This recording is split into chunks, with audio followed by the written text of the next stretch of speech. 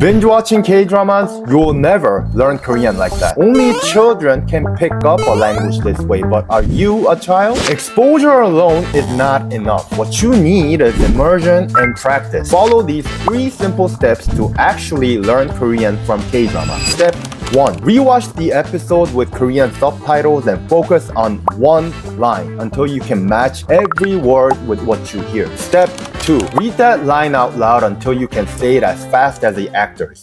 나 퇴근했어요. Step 3. Repeat steps 1 and 2 with new lines, and soon you'll be saying them even in your sleep. That's when you're listening and reading sync, making the sentences truly yours. And you can take it to the next level with this tool. You can click on words for instant translations and save them to your custom flashcards. And it works with Netflix, of course, and this will save you hours of study time. If you're watching this on Instagram, comment K-drama if you want to try it out for free. And for other platforms, check the link in my bio. Follow for more real and actionable Korean tips.